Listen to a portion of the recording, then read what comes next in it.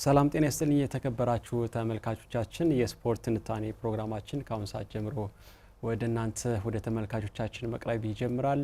የዛሬው ስፖርት ትንታኔ ፕሮግራማችን የሚያተኩረው በተለይ ደግሞ አዲሱ የሰውነት ማጎልመሻ ትምህርት ስርዓተ ትምህርት ማለት ነው እንዴት እየተተገበረ ይገኛል በተለይ በአማራ ክልል የሚለው ነገር እናስቃኛችኋለን። ከዛ ባለፈ ደግሞ እንግዲህ በክልል ደረጃ የትምህርት ቤቶች የስፖርት ውድድር በአሁኑ ሰዓት ምን ደረጃ ላይ ይገኛል፣ የስፖርት ውድድሮች በተለይ ደግሞ ትምህርት ቤቶች ተተኪ ስፖርተኞች የሚወጡበት ከመሆኑ አንፃር አተገባበሩ ምን ይመስላል፣ በትምህርት ቤቶች ያለው የስፖርታዊ እንቅስቃሴ ውድድሮች የሚለውን ነገር እንደዚሁ የምናስቃኛችሁ ይሆናል ማለት ነው። የዛሬው እንግዲህ የስፖርት ትንታኔ ፕሮግራማችን እንግዳችን ማለት ነው እዚህ ስቱዲዮ ስለተገኙ እናመሰግናለን። አቶ ጌታነህ መንግስት ይባላሉ። የአማራ ክልል ትምህርት ቢሮ የጤናና የሰውነት ማጎልመሻ ትምህርት ባለሙያ ናቸው። እንግዲህ እናመሰግናለን እዚህ ስቱዲዮ ስለተገኙ በቅድሚያ። ኢትዮ ቴሌኮም የፕሮግራማችን ስፖንሰር ነው፣ እናመሰግናለን። ኢትዮ ቴሌኮም ዜኔክሰስ ቴሌክላውድ ስልኮችን በተመጣጣኝ ዋጋ አቅርቢ ያለው እያለ ነው። ኪፓድ የሚያስጠቅሙ ዜኔክሰስ ኤል 127 እና ኤል 131 ሞዴሎች ቀርበዋል። ኪፓድ እና ተች ስክሪንም የሚያስጠቅሙ ዜኔክሰስ ኤል 2028 ሞዴሎችም እንደዚሁ አሉት። ኢትዮ ቴሌኮም የፕሮግራማችን አጋር ስለሆነ ከልብ እናመሰግናለን።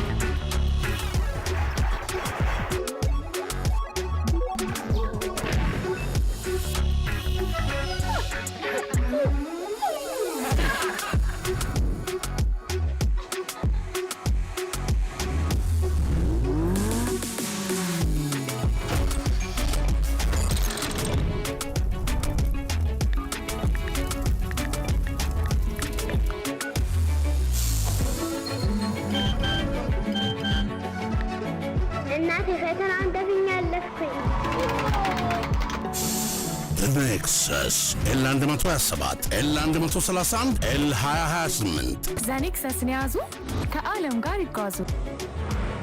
ኢትዮ ቴሌኮም። ከማስታወቂያው በኋላ ተመልሰን ተገናኝተናል። ፕሮግራማችን እንግዲህ ይቀጥላል። እሺ አቶ ጌታነህ እናመሰግናለን። በተለይ የዚህ የስፖርት ሳይንስ ትምህርት በየደረጃው በተለይ ከአንደኛ እስከ ኮሌጅ ድረስ ያለው የመጨረሻ በተለይ ምን ይመስላል፣ አጠቃላይ አሳታፊነቱ የስፖርት አይነቶችስ ጤናና ስነ ልቦና ተብሎ ነው እየተሰጡ የሚገኙትና በተለይ አተገባበሩ ምን ይመስላል የሚለው ነገር እስቲ ከአዲሱ ስርዓተ ትምህርት ጋር መነሻ በማድረግ ይሄን ነገር ብናነሳ ቅድሚያ ጥያቄያችን ቢሆን። ጥሩ አመሰግናለሁ።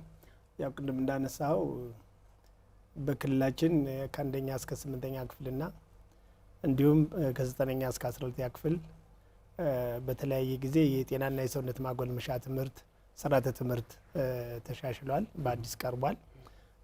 ከአንደኛ እስከ 8ኛ ክፍል የካሪክለም ስርዓተ ትምህርት መርሃ ትምህርቱ ከፌዴራል ከመጣ በኋላ በእኛ ክልል በ2013 ዓመተ ምህረት በክረምት ተዘጋጅቶ በ2015 ጀምሮ በመደበኛነት እየተሰጠ ያለበት ሁኔታ ነው ያለው። መልካም። ምናልባት እንደው አጀማመሩ እንደ ክልሉ ትምህርት ቢሮ ሲጀመር የነበሩ ተግዳሮቶችም ሊኖሩ ይችላሉ። አጀማመሩ እንደው ምን ይመስል ነበር? ምክንያቱም አዲስ ካሪኩለም ከመሆኑ አንፃር አጠቃላይ ዝግጅት ተደርጎበት ነው ወይ የተጀመረ የሚለውን ነገር ብናነሳ ጥሩ። ያው እንግዲህ አንድ ነገር ስትጀምረው በመጀመሪያ ላይ የተለያዩ ችግሮች ያጋጥማሉ። በዝግጅት ደረጃ ሲወሰድ የአማራ ክልል ምሁራን ማህበር ከኮሌጆች እና ከዩኒቨርሲቲዎች በተመረጡ መምህራን የተዘጋጀበት ሁኔታ ነው ያለው። ለማዘጋጀት የሰው ኃይል ችግር አልነበር። ያው በክልሉ ያለውን የሰው ኃይል ፖቴንሻል የሚታወቅ ስለሆነ ዝግጅቱ ከኮሌጆች በተመረጡ እና ከዩኒቨርሲቲ በተመረጡ በክልሉ ምሁራን ማህበር አማካይነት የተሰራ እና በቅንጅት የተሰራ ተግባር ነው። ሌላው ወደ ተግባር ቀጥታ አይደለም የተገባው። መጀመሪያ በሙከራ ነው። ባሉን አንደኛ ደረጃ ትምህርት ቤቶች በሁሉም አንዴ አይደለም የተጀመረው። በ2014 በክልላችን በተመረጡ ትምህርት ቤቶች መጽሐፉ ኢቭን በናሙና በተመረጡ ህትመት ተከናውኖ ናሙናው በራሱ በታተመ መጽሐፍ ነው ተማሪዎች እንዲማሩ የተደረገው ወደ ዋናው ትግበራ ከመገባቱ በፊት። ከሙከራ ትግበራው በኋላ ለአዘጋጆች አንደኛ ከሚያስተምሩ መምህራን ግባቱ ከተሰበሰበ በኋላ ያን የማሻል ስራ ተሰርቶ ለህትመት ከበቃ በኋላ የመማር ማስተማሩ በ2015 ተጀምሯል። ትምህርቱ እንደተጀመረ ያው የሀገራችን የህትመት ሁኔታ ይታወቃል። መጽሐፍ ይዘው አልነበረም የጀመሩት። አንዱ ቻሌንጅ በጤናና የሰውነት ማጎልመሻ ትምህርት ብቻ ሳይሆን በክልሉ በሁሉም የትምህርት አይነቶች ሶፍት ኮፒ ይዘው ነው መማር ማስተማሩ የተጀመረው። በተወሰኑ ወራት በኋላ ግን ያው ህትመቱ ተጠናቆ ተማሪውም የመማሪያ መጽሐፍቱን አስተማሪውም የመማሪያና የማስተማሪያ መጽሐፍቱን በእጁ ይዞ ያስተማረበት ሁኔታ ነው ያለው። ስለዚህ እዚህ ላይ የነበረው ቻሌንጅ መጽሐፉ ህትመቱ ከመድረሱ በፊት በሶፍት ኮፒ ትምህርት ቤቶች ያን በማባዛት በሁሉም የትምህርት አይነቶች ላይ የነበረው ጫና በጤናና የሰውነት ማጎልመሻም ነበረው። ይሄ ሲመጣ በዚህ ዓመት ለጤናና የሰውነት ማጎልመሻ ይዞት የመጣው ኦፖርቹኒቲ ግን አለ። ከዚህ በፊት የጤናና የሰውነት ማጎልመሻ ትምህርት የተማሪው መጽሐፍ አልነበረም፣ በመምህሩ መምሪያ ነበር የነበረው። ስለዚህ አንዱ ይዞት የመጣውና ትኩረትም አገኘ የምለው ከአንደኛ እስከ 10ኛ ክፍል ተማሪዎች በአሁኑ ሰዓት መጽሐፍ ይዘው ነው እየተማሩ ያሉት።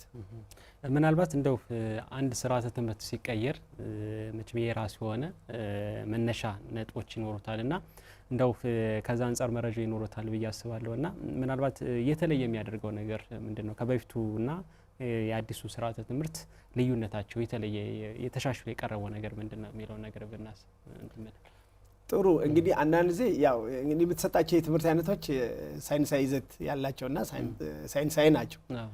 ስለዚህ አንደኛ የምትመጥነው ምንድነው? በክፍል ደረጃ ትመጥነው ትችላለህ። ፍሎውን የጠበቀ ነው ወይ? ቅደም ተከተሉና ተከታታይነቱን ከተማሪዎች ሁኔታ፣ ከአካባቢ ተጨባጭ ሁኔታ፣ ከክልላችን ማህበራዊና ኢኮኖሚ ሁኔታ አንጻር ትቃኘዋለህ። ያን ግምት ውስጥ በማስገባት የሚደረግ በመሆኑ ሳይንሳዊ ነው። ሳይንስን በአቀራረብህ፣ በምዘና ስርዓትህ፣ የክፍል ደረጃውን በመመጠን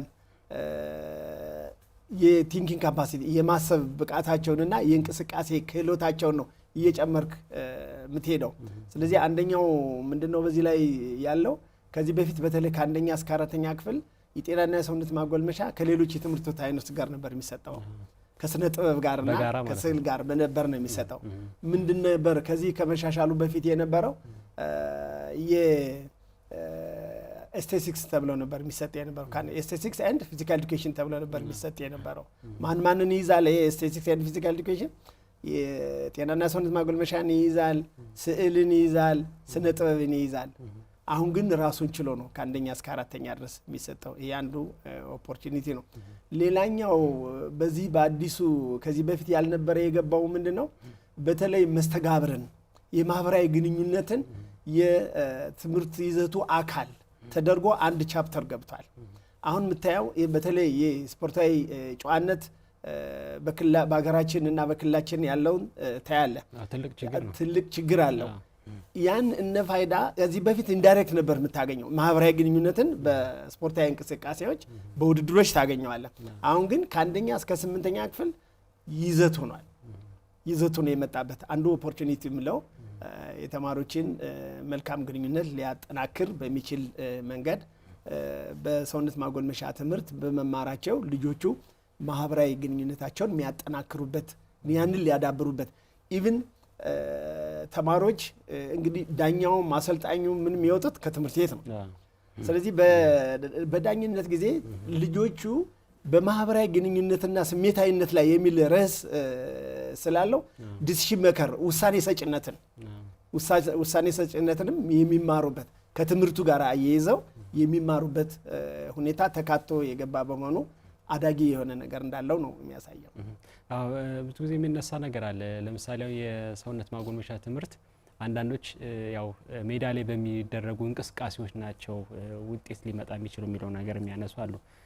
በቲዮሪ ደግሞ ክላስ ውስጥ ደግሞ ቁጭ ብሎ ደግሞ መማር አለባቸው የሚለው ነገር ደግሞ የሚያነሱ ደግሞ አካላትም አሉና ምናልባት አሁን በአዲሱ ስርዓት ትምህርት አብዛኛውን ከበር የሚያደርገው አብዛኛው የሚሸፍነው የትኛው ነው? በክላስ ውስጥ መተው የሚከታተሉት ነው ወይስ ሜዳ ላይ ወጥተው ስፖርታዊ እንቅስቃሴ የሚያገኙት ትምህርት ነው?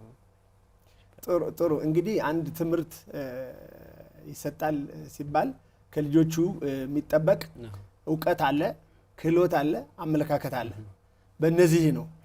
ስለዚህ ከሳብጀክቱ ኔቸር አንጻር ሲዘጋጅ አብዛኛው ሞር ሶስቱንም የያዘ ነው ሊሆን የሚችለው። በቲዮሪ ልጆቹ እንዴት ያንን በተግባር እንዴት እንደሚተገበሩት ቲዮሪ ይማራሉ። በተግባር ደግሞ በቲዮሪ የተገነዘቡትን በአካላዊ እንቅስቃሴ ነው። አሁን ምንድነው ስለ ጤናና የሰውነት ማጎልመሻ ስንል ሞር ኢንፋሲስ ማድረግ ያለበት በአካላዊ እንቅስቃሴዎች ላይ ነው። በእንቅስቃሴ የተመሰረተ ነው መሆን መቻል ያለበት። ከዚህ አንጻር ምንድነው የሚሆነው? በተለይ ከአንደኛ እስከ አራተኛ ክፍል ሙሉ በሙሉ ለህፃናት የተዘጋጀው በጨዋታ መልክ በተግባራዊ እንቅስቃሴ ላይ የተመሰረተ ነው።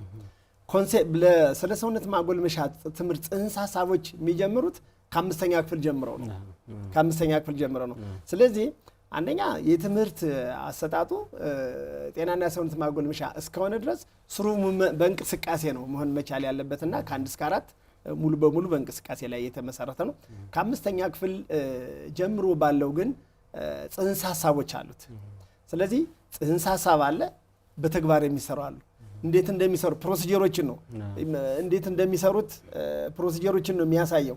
ሳይንሱን ነው የምታስጨብጠው፣ ጠቀሜታውን ነው የምታሳየው፣ አላማውን ነው የምታሳየው። ስለዚህ ላይፍ ሎንግ ነው ስፖርተኛ እንዲሆኑ የማድረግ ብቻ ሳይሆን በህይወት ዘመናቸው በማንኛውም በሚሰማሩበት የስራ መስክ ሁሉ ጤናማና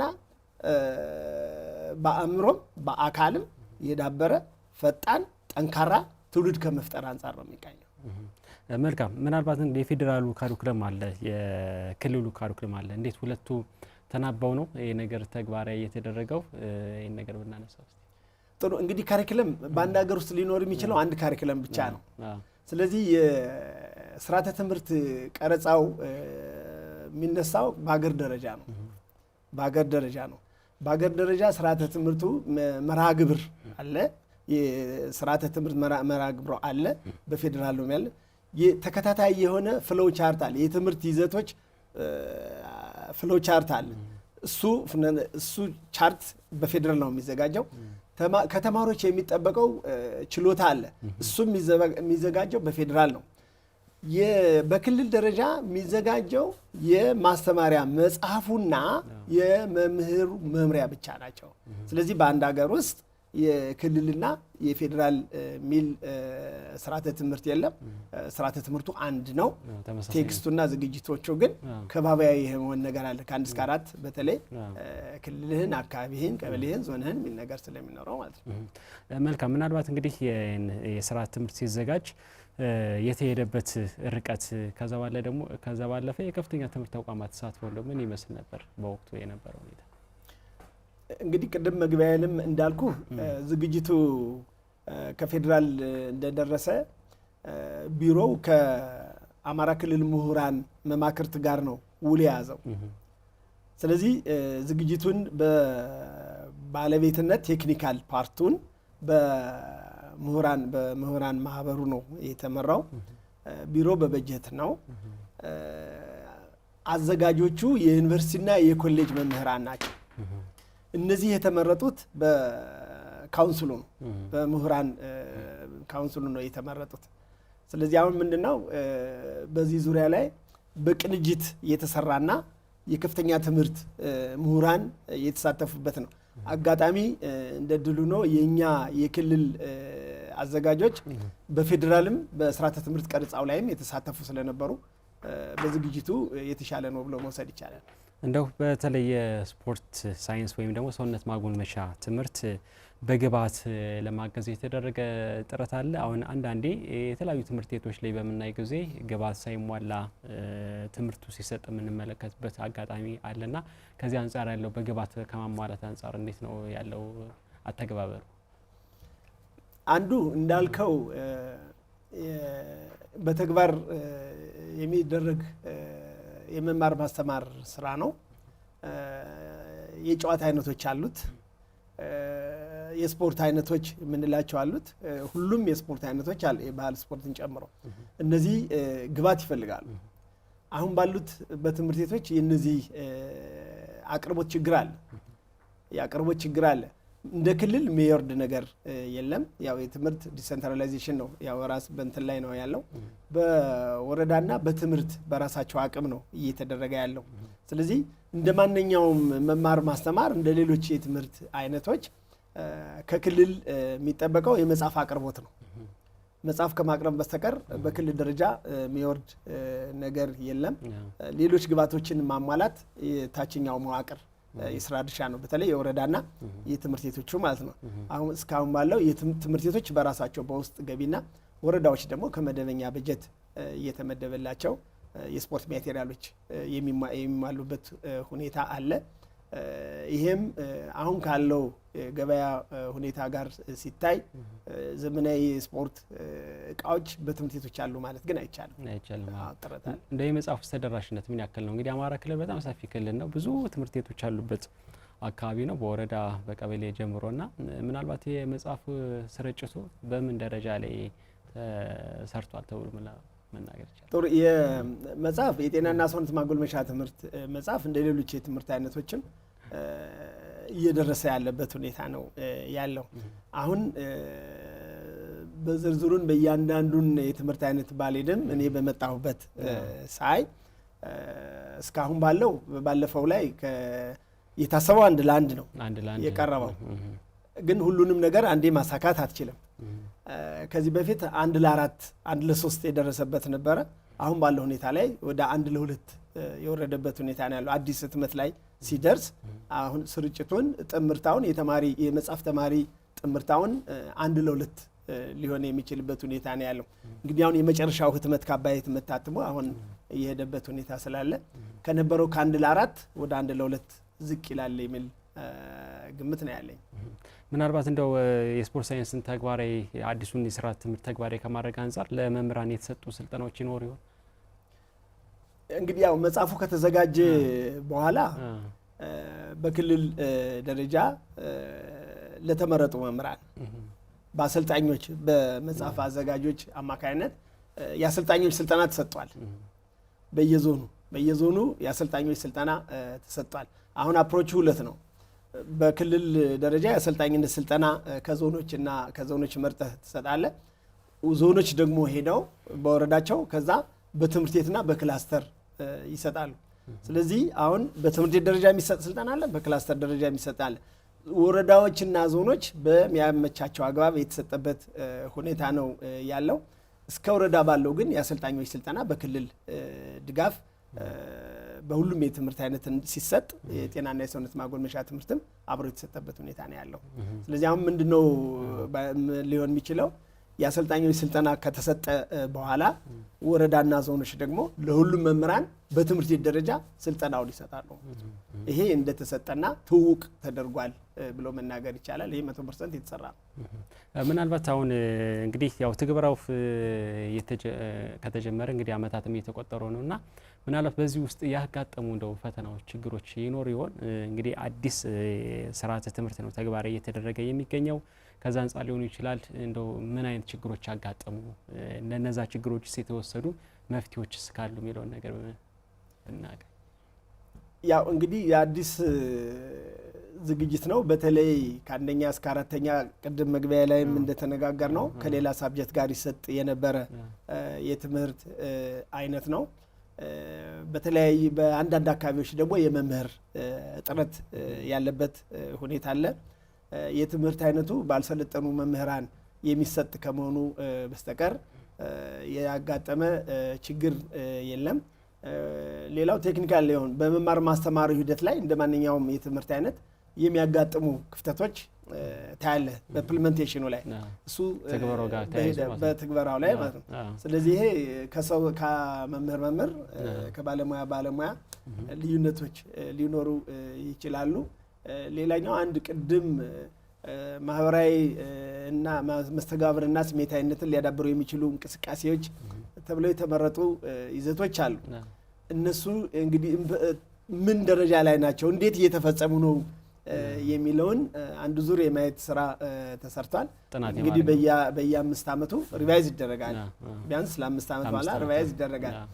እኛም ደግሞ አሁን ቢሮ ላይ ያለን ባለሙያዎች ምን ሰራዊን ነው ኢምፕሊሜንቴሽኑ እንዴት ይሄደ ነው በሚፈልገው መንገድ ይሄደ ነው የሚለው ነገር ትግበራውን እንግዲህ ወደፊት በአሰስመንት እየሰራን ሪቫይዝ የምናደርግበት ሁኔታ ነው የሚኖረው። ጋብ ችግር ናቸው የምንላቸውን 5 ዓመትም ሳንጠብቅ ምንሰራቸው ስራዎች አሉ።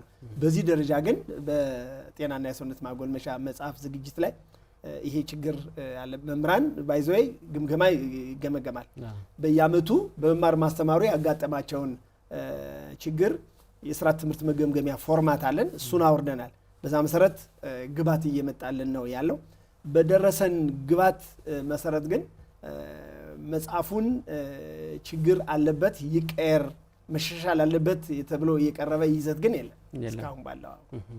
ምናልባት እንደው ከዚሁ ጋር የምናገናኘው ነገር በክልሉ ያለው ሁኔታ መቼም ይታወቃልና ያው ትምህርት ደግሞ በጣም ሰፊ ነገር ነው። ከታች ከቀበሌ ጀምሮ እስከ ዞን እስከ ክልል ድረስ የሚመጣ ነገር ነውና ምናልባት እነዚህ ነገሮች ፈተና የሆኑበት አጋጣሚ ይኖር ይሆን?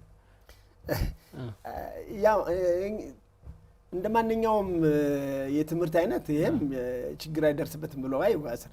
ተማሪዎች ባሉበት ምን ጊዜም ትምህርቱ ይሰጣል።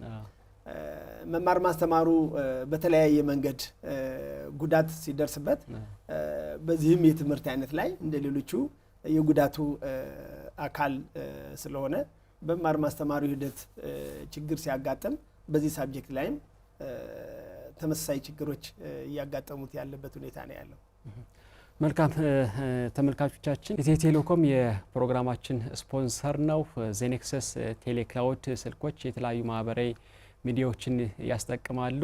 እንደ ቢቢሲና ሲኤንኤን ያሉ የዜና ምንጮች፣ ቡምፕሌይና እንዲሁም ሳውንድ ክላውድ የሙዚቃ ማሰራጫዎችም አሏቸው። የቴሌብር መተግበሪያም ተጭኖባቸዋል። ይህም ተጠቃሚዎች በቀላሉ ዲጂታል አገልግሎቶችን እንዲጠቀሙ ያስችላል እያለ ነው ኢትዮ ቴሌኮም የፕሮግራማችን ስፖንሰር ስለሆነ ከልብ እናመሰግናለን። ወደ ቀጣይ ጥያቄዎች ለፍ አቶ ጌትነት በተለይ ከዚህ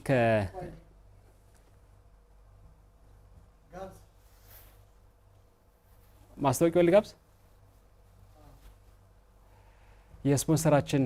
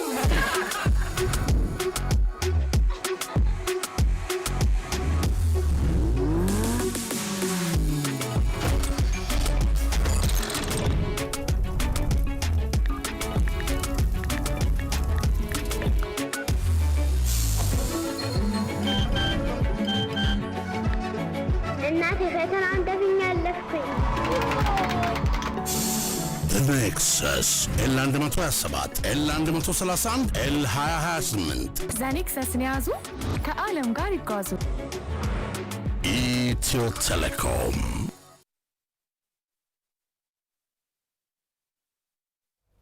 ከስፖንሰራችን ማስታወቂያ ተመልሰን ተገናኝተናል። ቀጣይ ጥያቄ የማደርገው ምንድነው በተለይ ትምህርት ቤቶች እንግዲህ የብቁ ስፖርተኞች መፍለቂያ ቦታዎች ናቸው።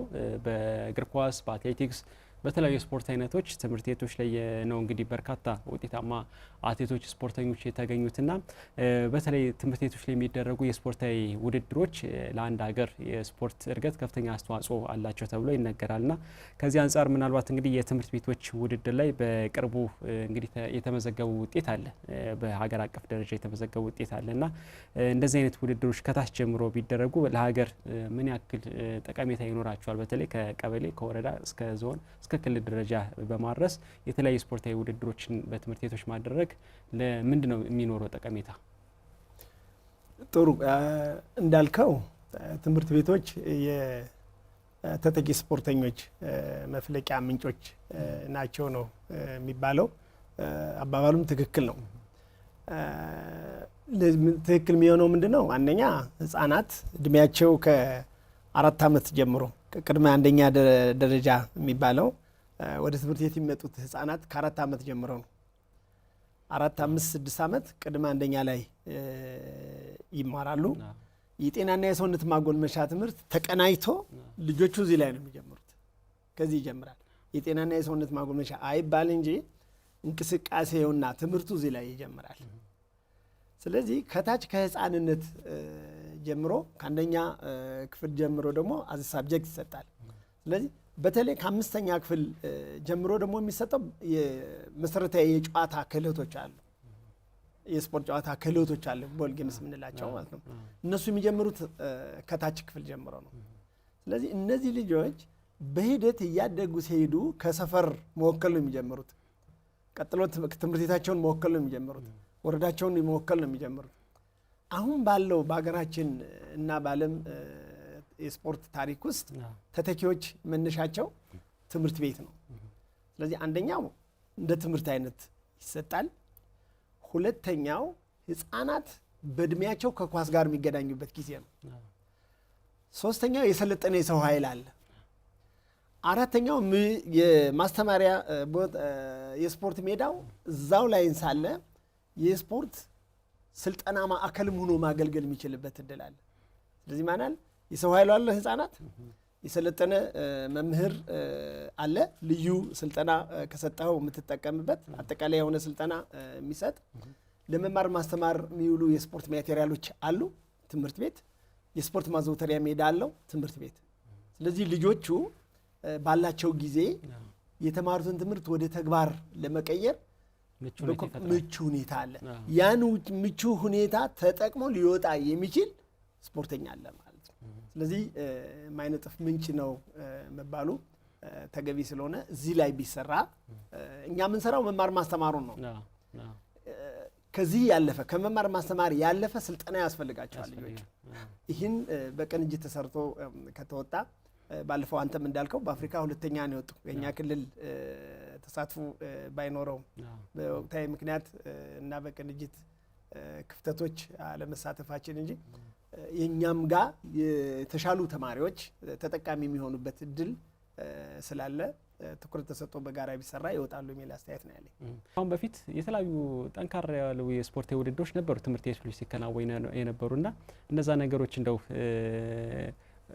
ምን አይነት እንቅስቃሴ ነበራቸው? የበፊቱን እናንሳና አሁን ያለበት ሁኔታ ደግሞ እንመለከታልና ከአሁን በፊት የነበሩት እንቅስቃሴዎች በትምህርት ቢሮ በኩል በተለይ ደግሞ ከተለያዩ ተቋማት ጋር በመተባበር የተለያዩ ውድድሮች በትምህርት ቤቶች ውድድሮች ይሰጡ ነበር እና የዛን ጊዜ የነበረው እንቅስቃሴ ምን ይመስል ነበር? ጥሩ እንዳልከው ከዚህ በፊት በክልላችን የተማሪዎች ስፖርት ውድድር በከፍተኛ ደረጃ ከሚያከናውኑ ክልሎች በግንባር ቀደምነት የሚጠቀስ ክልል ነው። ከ2000 ዓመተ ምህረት ጀምሮ በክልላችን በየ2 ዓመቱ በተከታይ ይካሄድ ነበር። በተመሳሳይ ደረጃ የኮሌጆችም በየ2 ዓመቱ ይከናወን ነበር። የመጨረሻ ውድድር የተማሪዎች የትምህርት ቤቶች ውድድር የተካሄደው በ2011 ነው። በኋላ በ2012 የኮሌጆች ውድድር የምናከናውንበት ጊዜ ነበር። በአንደኛው ዓመት የኮሌጆች በሌላኛው ዓመት የተማሪዎች ውድድር ስለምናካሄድ ማለት ነው። በ2011 ደብረ ብርሃን ላይ ውድድር ካከናወን በኋላ 5ኛው የአማራ ክልል የተማሪዎች ስፖርት ውድድር ከተከናወነ በኋላ መቀሌ ላይ በአገር አቀፍ ደረጃ ተከናወነ። ከዛም በኋላ በክልላችን ውድድሩ በክልል ደረጃ ተከናውኖ አይታወቅም፣ እየተከናወነ አይደለም። የዚህ ምክንያቱ ደግሞ ወቅታዊ የነበሩ የክልላችንና አገር አቀፍ ችግሮች ናቸው። በአገር አቀፍ ደረጃ አንደኛ የነበረው ችግር የኮሮና ቫይረስ ነው፣ ኮቪድ-19 በሱ በ2012 ጅባራ ላይ ልናካሄደው የነበረ የመምህራን ኮሌጆች ውድድር ቅድመ ዝግጅት ካጠናቀቅን በኋላ እኛ ሚያዝያ ላይ ልናከናውን መጋቢት ላይ ማንኛውም ውድድር ከፍተኛ ደረጃ ችግሩ ደርሶበት የነበረ ስለሆነ በወቅታዊ ጉዳይ ስፖርታዊ እንቅስቃሴዎች ሲታገዱ ያኔ ሳይከናወን ቀረ። የተማሪዎች ውድድር መከናወን የነበረበት በ2013 ነው፣ በየ2 ዓመቱ ስለነበረ እንግዲህ 2013 የክልላችን ችግር ከሰሜኑ ጦርነት ጋር ተያይዞ ማከናወን አልተቻለም። ቀጥሎ ማድረግ ቢቻለው ከዛ በኋላ ባሉት ነበረ። እንግዲህ ክልላችን ያለበት ሁኔታ ታያዋለ። በዛ ምክንያት ነው። ያም ሆኖ በትምህርት ቤት ደረጃ የሚደረጉ እንቅስቃሴዎች አሉ። ምንድን ነው የታቀደ ነገር አለ? እንደው ወደፊትስ ምናልባት ይህን ውድድር የትምህርት ቤቶች ስፖርታዊ ውድድር ጠንካራ ባለመልኩ ከቀበሌ ጀምሮ እስከ ክልል ድረስ በተቀናጀ መልኩ ለማድረግ ምን የታሰበ ነገር አለ? በእናንተ በኩልስ እንደው ምን አይነት እውቅና አለው?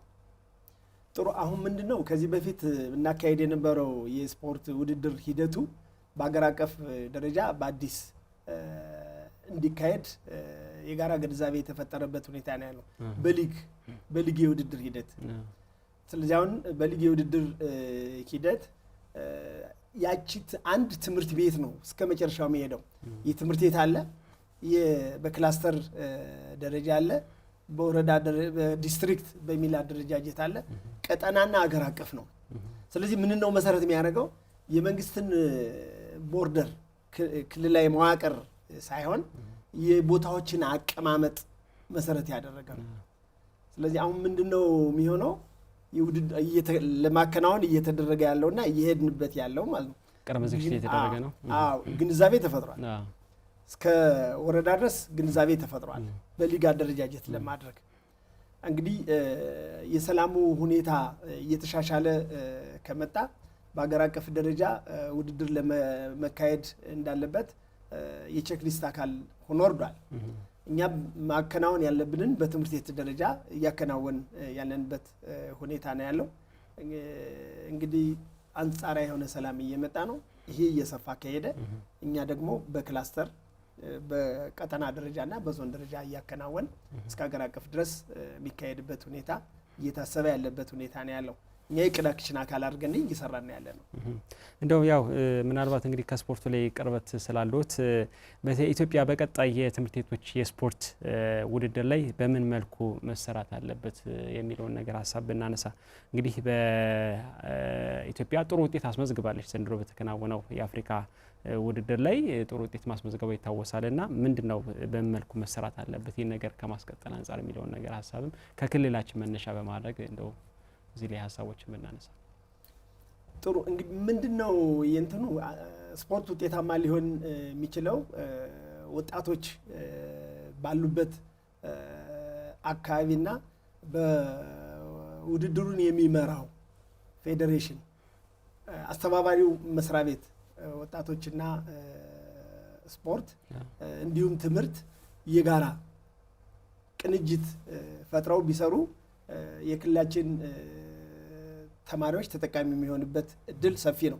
ይህንን ቅድም አንተ በቀረብከው መሰረት በአፍሪካ ሁለተኛ ደረጃ ሆኖ $75,000 $150,000 ነው ወደ አካባቢያቸው ይዘው የመጡት። ያ ደግሞ ቀጥታ ለትምህርት ቤታቸው ነው የሚውለው፣ ለአካባቢያቸው ልማት ነው የሚውለው፣ ለስፖርቱን ለማስፋፋት። ሌላኛው መንገድ ልጆቹ የውድድር እድል ማግኘታቸው ለከፍተኛ ክለቦች የሚታዩበትን እድልም ይፈጥራል። ከዚህ አንጻር በተለይ ባህልና ስፖርት ከትምህርት ጋር ከላይ እስከታች ጀምሮ ባለው መዋቅር ተቀናይቶ ቢሰራ የክልላችንና የአካባቢያችን ስፖርት ያድጋል። የክልልና የአካባቢ ስፖርት አደገ ማለት ደግሞ በሀገራችን ሊወክሉ የሚችሉ ተተኪዎች የመፍራት እድሉ ይሰፋል። በስፖርቱ ዘርፍ ወጣቶች ተጠቃሚ የሚሆንበትን እድል ይሰፋል የሚል አስተያየት አለ። ያው መልካም እንግዲህ በአማራ ክልል ወደ 10 ኮሌጆች አሉ አይደለ ይመስለኛል። በትምህርት ቢሮ ደረጃ ትምህርት ቢሮ ራሱ የሚከታተላቸው ኮሌጆች አሉ እና ከነዚህ ኮሌጆች ላይ በፊት በጣም ጠንከር ያለ በቮሊቦል በተለያዩ የስፖርት እንቅስቃሴ የኮሌጆች የስፖርት ውድድር ተብሎ ሲደረግ እንደነበር አስታውሳለሁ። እና ይህ ነገር ምን ደረጃ ላይ ይገኛል? በተለይ ይህን የኮሌጆች የስፖርት ውድድር ምን ደረጃ ላይ በአሁኑ ሰዓት ነው የሚገኘው? ቀጣይ ምን ለመስራት ታስቧል የሚለውን ነገር ጥሩ። አሁን ባለፈው ቅድምም እንዳልኩ በ2012 ልናከናውነው የነበረ የኮሌጆች ውድድር በእንጅባራ ከተማ ቅድመ ዝግጅት ተጠናቆ ነው የነበረው። ለውጦች በተሻለ ሁኔታ ላይ ከተገኘ ይህን ውድድር መካሄድ የሚችልበትን ሁኔታ ወደ አመራሩ እያቀረብን ያለንበት ሁኔታ ነው ያለው። የኛ አመራር ደግሞ ይህን ውድድር መካሄዱን ይፈልገዋል። ኮሌጆችም አቅማቸውን ግምት ውስጥ ባስገባ ሁኔታ እንቅስቃሴዎች እንዲኖሩ ይፈልጋሉ። ለምን የጤናና የሰውነት ማጎልመሻ መምህራን ኮሌጅ ላይም ስላሉ በቲዮሪ በንድፈ ሀሳብ የተማሩትን በተግባር የሚለማመዱበትና የሚያሳዩበት እድል ስለሚሰጥ ጥያቄዎችም አሉ። ውድድሩ እንዲቀጥል ያላለቀለት ሀሳብ ቢሆንም ጉዳዩ ቀርቧል። እየተሻሻለ ከመጣ የሰላሙ ሁኔታ ውድድሩን የሚቀጥልበት እድል ሰፊ ነው የሚል አስተያየት ነው ያለኝ። አጠቃላይ ስንመለከተው በተለይ ስፖርት ብዙ አካላትን ድርሻ የሚጠይቅ ነው። ለምሳሌ ባህልና ቱሪዝም ስፖርት ቢሮ አለ፣ በክልል በአዲስ መዋቅር የተደራጀው አለ እና ከዛ ባለፈ ደግሞ የፌዴራሉም እንደዚሁ መስሪያ ቤቶች አሉና በቅንጅት ከመስራት አንጻር ስፖርትን ወደ ተሻለ ደረጃ ለማድረስ እነዚህ አካላት የራሳቸው ሚና አላቸው እና በምን መልኩ ነው ቅንጅት ያሰራራችሁ? ለምሳሌ ከክልሉ ባህልና ቱሪዝም ስፖርት ቢሮ ጋር ያላችሁ ግንኙነት ምን ይመስላል? ያው በቅርቡ ነው እንግዲህ አዲስ አደረጃጀት ሆኖ ወደዛ የሄደው የስፖርት ሴክተሩና ከዛ አንጻርስ ነው ያደረጋችሁት ያለው ጥረት ግንኙነታችሁ ምን ይመስላል? ቅድም ያልኩህን የተማሪዎች ስፖርት ውድድር እናካሄዳለን ስንል በበላይነት ውድድሩን የሚመሩት ፌዴሬሽኖች ናቸው። አሁን ቅንጅቱ አንደኛ ከአስተባባሪው መስሪያ ቤት ቅድም ያልከው ባህል ቱሪዝምና ስፖርት ይመስለኛል አሁን በአዲሱ አደረጃጀት ከሱ ጋር በቅንጅት ነው የምንሰራው። ውድድር በምናካሄድበት ጊዜ ውድድሩን በበላይነት የሚመሩት ፌዴሬሽኖች ናቸው። የስፖርት ደንቦችና የውድድር ደንቦች የሚወጡትና የሚዘጋጁት በፌዴሬሽኖች ነው። አሁን ቅንጅታችን ውድድር ባለበት ጊዜ ብቻ መሆኑ ነው እንጂ ቅንጅቱ አለ። ግን ይሄ ቅንጅት በውድድር ላይ ብቻ ሳይሆን ታዳጊዎችን ከታች ጀምሮ አሰልጥኖ ለማብቃት የሚደረገውን ጥረት በውድድር ላይ እንደምንገናኘው ሁሉ ቢጠናከር የተሻለ ስፖርቱን በስፖርቱ ዘርፍ ተጠቃሚ ሊሆኑ የሚችሉ ወጣቶች ማፍራት የሚቻልበት እድል አለ። እስካሁን ባለው በውድድር ተቀናይተን እየሰራን ያለበት ሁኔታ ስላለ የራሱ የሆነ የጋራ መድረክ ቢኖረው በየአመቱ የምትገናኙበት በየ6 ወር ሊሆን ይችላል። እነዚህ የስፖርታዊ ውድድሮች በሚከናወኑ ጊዜ ራሱን ችሎ ተገናኝቶ በምን መልኩ ነው ውድድሮች ማስኬድ የሚቻል የሚለውን ሀሳብ እያነሱ የጋራ መድረክ መኖሩ በተለይ ስፖርቱን ከማሳደግ አንጻር ከፍተኛ ሚና አላቸው። ብዙ ክለቦች ብዙ እንትኖች የሚያገኙት እኮ ተጫዋቾችን ከትምህርት ቤቶች ነው እና ይህ ደግሞ በዋናነት የእናንተ ጥረት እንዳለ ሆኖ የአጋር አካላትም የራሱ የሆነ አስተዋጽኦ ያስፈልጋል ከሚል ሀሳብ ነው ይህን ጥያቄ ያነሳሁት። ምናልባት እንግዲህ የትምህርት ተቋማት የስፖርት ማዕከል መሆን አለባቸው ተብሎ ይነሳል እና ይህ ከማድረግ አንጻር እንደ ክልሉ ትምህርት ቢሮ ምን አይነት ስራዎችን ለመስራት ታስቧል? እስካሁን ድረስ የመጣችሁበት አግባብ ምን ይመስላል? ቀጣይስ ምን ነገር ትኩረት አድርጋችሁ ለመስራት አስባችኋል? ጥሩ። አንደኛ ቅድም ስለ ስርዓተ ትምህርቱ ስናወራ በንድፈ ሀሳብ ብቻ የመስጠት አይደለም። ክበባት አሉ። ከሚቋቋሙ ክበባት ውስጥ አንዱ በትምህርት ቤት የስፖርት ክበብ ነው። በስፖርት ክበብ አማካኝነት የጤናና ሰውነት ማጎልመሻ መምህራን አሉ። ይሄን ክበብ ይመሩታል። የክፍል ከክፍል ውድድር ምንጊዜም በቀጣይነት የዚህ አካል ነው። የመማር ማስተማሩ አካል ናቸው። የስፖርት ክበቡ አመታዊ እንቅስቃሴ ልጆቹ ባላቸው ትርፍ ጊዜ ከመማር ማስተማር ውጪ ባለው ጊዜ በፕሮግራም የሚመራ የተማሪዎች የስፖርት ውድድር በየትምህርት ቤቱ አለ። ይሄ የመማር ማስተማሩ አካል ነው። በውድድር ጊዜ አሁንም እንደምንገናኘው ቅድምም እንደገለጽኩልህ ውድድር በመጣ ቁጥር እንገናኛለን። አመራር ከአመራርም ባለሙያም ከባለሙያም እንገናኛለን። አንድ ወቅት በትምህርት ቤት ላይ ትምህርት ቤቶችን የስፖርት ማዕከል አድርጎ ለመጠቀም በትምህርት ቤቶች የተከፈቱ ፕሮጀክቶች የስፖርት ፕሮጀክቶች ነበሩ። በየስፖርት አይነቱ ፕሮጀክቶች አሉ።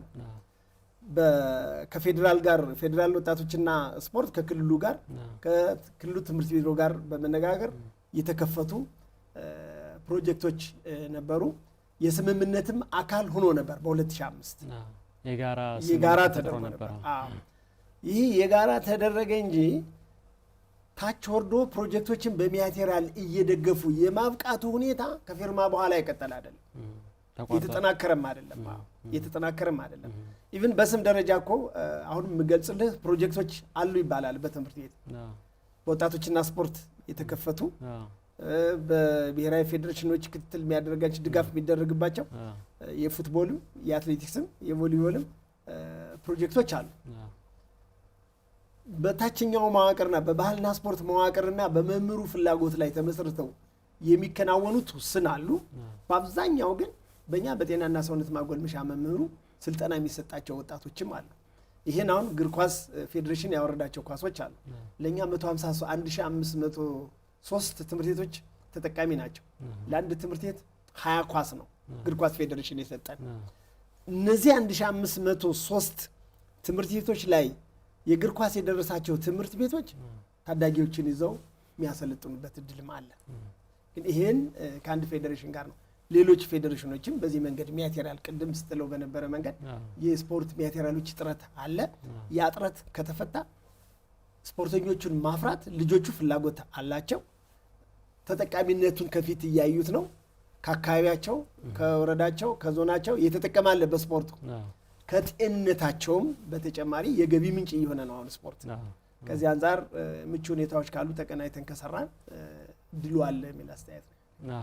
ብዙ ጊዜ እንዲሁም አሁን ምን መለከታቸው ጠንካራ ተጫዋቾች በእግር ኳስ እንኳን በታዳጊዎች እንኳን አንደር 17 ለምሳሌ ባለፈው ያየነው ውድድር ላይ ያየናቸው ተጫዋቾች ከትምህርት ቤቶች የተገኙ ናቸው። በትምህርት ቤት ውስጥ ያን ስፖርት በማዘውተራቸው የመጣ ነገር ነውና ከዛ አንጻር ከፍተኛ አስተዋጽኦ ወይም ፋይዳ አለው ተብሎ ይነሳል። ተመልካቾቻችን ፕሮግራማችን አሁንም እንደቀጠለ ይገኛል። ኢትዮ ቴሌኮም የፕሮግራማችን ስፖንሰር ስለሆነ ከልብ እናመሰግናለን። ኢትዮ ቴሌኮም ዜኔክሰስ ቴሌክላውድ ስልኮች 4G ኔትወርክ ማስጠቀም ይችላሉ። ከዳታ በተጨማሪም ዋይፋይና ሆትስፖትም እንደዚሁ ያስጠቅማሉ። ስልኩን ሲገዙ 2 ጊጋባይት ነፃ ዳታ ለ3 ወራት በስጦታ ታገኛላችሁ። በተጨማሪም ነፃ 2 ጊጋባይት ቋሚ የቴሌክላውድ ስቶሬጅም አላቸው። ስልኮቹ በሁሉም የኢትዮ ቴሌኮም አገልግሎት መስጫ ማዕከላት በዘመን ገበያ ማግኘት ትችላላችሁ። ኢትዮ ቴሌኮም የፕሮግራማችን አጋር ስለሆነ ከልብ እናመሰግናለን።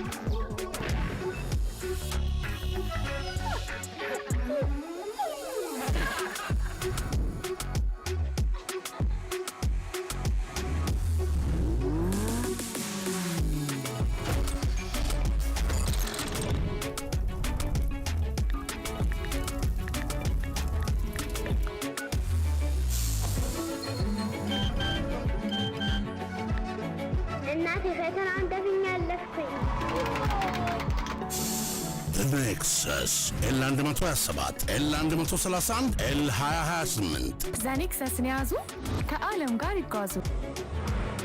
ኢትዮ ቴሌኮም ለመሰናበቻ እንደ መውጫ ሀሳብ እናርግና በቀጣይነት በተለይ ደግሞ አዲሱን የሰውነት ማጎልመሻ ካሪኩለም ወይም ደግሞ የትምህርት ዝግጅት ተግባራዊ ከማድረግ አንጻር ከዛ ባለፈ ደግሞ በትምህርት ቤቶች ያሉትን የስፖርት እንቅስቃሴዎች ይበልጥ ጎልብቶ በርካታ ወጣት ስፖርተኞች እንዲገኙበት ትምህርት ቤቶች የብቁ ስፖርተኞች መፈለቂያ ተቋማት እንዲሆኑ ከማድረግ አንጻር ምን አይነት እነማን ምን መስራት አለባቸው? ባለድርሻ አካላት እንግዲህ ትምህርት የአንድ ሴክተር ብቻ ስራ ብቻ አይደለም። ሌሎችም አካላት በትምህርቱ ሴክተር ላይ የራሳቸውን አስተዋጽኦ ማድረግ አለባቸውና እንደው ምን አይነት ስራዎች መሰራት አለባቸው የሚለውን ነገር እንደ መውጫ መልእክት ያስተላልፉ። ጥሩ። ያው የኛ ተግባር መማር ማስተማር ነው። በመማር ማስተማር የልጆቹን እውቀት ክህሎትና አመለካከታቸው በስፖርት ዙሪያ ላይ የተሻለ እንዲሆን የማድረግን የስርዓተ ትምህርት አካል አድርገን እየሰጠን ያለንበት ሁኔታ ነው ያለው። ይሄንን ትምህርት ከመማር ማስተማር ውጪ ባለው ጊዜ መደበኛ ክፍለ ጊዜ ውጪ ባለው ጊዜ በትምህርት ዘርፉ እየሰራን ያለንበት ሁኔታ ነው ያለው። ይሄን አጠናክረን እንቀጥላለን። በከፍተኛ ደረጃ ሊደርሱ የሚችሉ ተተኪዎችን የማውጣት ግን ከፌዴሬሽኖች ጋርና ከባህል ቱሪዝምና ስፖርት ጋር ከታች ጀምሮ ተቀናይቶ መስራት ይጠይቃል። ለምንድን ነው ይሄ የሚሆነው? አንደኛ እኛ መምህር ነው ያለን። ይሄ መምህር የአሰልጣኝነት ስልጠና መውሰድ መቻል አለበት። የመማር ማስተማር ስነ ዘዴ ነው፣ ሜቶዶሎጂ ነው እየተማረው። ማሰልጠን ያሰልጣን ፕሮሲጀር አለው የስልጠና አንተም እንደምታውቀው። ስለዚህ የአሰልጣኝነት ስልጠና መምህራን እንዲያገኙ ቢደረግ በቅንጅት። ሌላው የስፖርት ማቴሪያሎች በየስፖርት አይነቱ ለማሟላት የየአካባቢው የስፖርት ፌዴሬሽኖች ፌዴራል ብቻ ላይ ይጠበቅ ይችላል። በየክልሉና በየወረዳው በየዞኑ ያሉ የስፖርት ፌዴሬሽኖች የሚያገኙትን ሀብት ወደ ትምህርት ቤቶች እያወረዱ ተቀናይተው የሚሰሩበት ሁኔታ ቢኖር። ሶስተኛ ታዳጊዎችን እንደ ችሎታቸው መጠን ታይተው ለአንድ የስፖርት አይነት ተክለሰውነት የተስተካከለ ያለቸውን ፍላጎታቸውን መሰረት ያደረገና ለዛ ተሰጥኦ ያላቸው አካባቢ ልየታ የተሰጥኦ ልየታ በማከናወን ከወጣቶችና ስፖርት ጋርና ፌዴሬሽኖች ጋር ተቀናይተን ብንሰራ ተተኪዎችን ማፍራት የሚቻልበት እድል አለ። ትምህርት ቤቶችም የመማር ማስተማር ብቻ ሳይሆን የተተኪ ስፖርተኞች ማፍሪያም ማድረግ የሚቻልበት እድል ስለሚኖር ብንቀናጅ የሚል አስተያየት ነው ያለኝ። እሺ፣ እናመሰግናለን። ተመልካቾቻችን የስፖርት ትንታኔያችን ፕሮግራም ይህን የተከታተላችሁን ይመስል ነበር። በተለይ የስፖርት ትንታኔ ፕሮግራማችን በዋናነት ያተኮረው ከሰውነት ማጎልመሻ አዲስ የትምህርት ዝግጅት ወይም ደግሞ ስርዓተ ትምህርት ጋር በተገናኘና በትምህርት ቤቶች የስፖርት እንቅስቃሴ በምን መልኩ ተግባራዊ እየተደረጉ ይገኛሉ የሚለውን ነገር ሀሳቦችን አንስተናል። እዚህ ስቱዲዮ በመገኘት ደግሞ ሀሳባቸውን የሰጡን አቶ ጌታነህ መንግስት የአማራ ክልል ትምህርት ቢሮ የጤናና ሰውነት ማጎልመሻ ትምህርት ባለሙያ ናቸው። ሀሳብ ስለተሰጡን ከልብ እናመሰግናለን። እኔም ስለጋበዝከኝ አመሰግናለሁ። ሳምንት በሌላ ፕሮግራም እስከምንገናኝ ጤና ይስጥልኝ።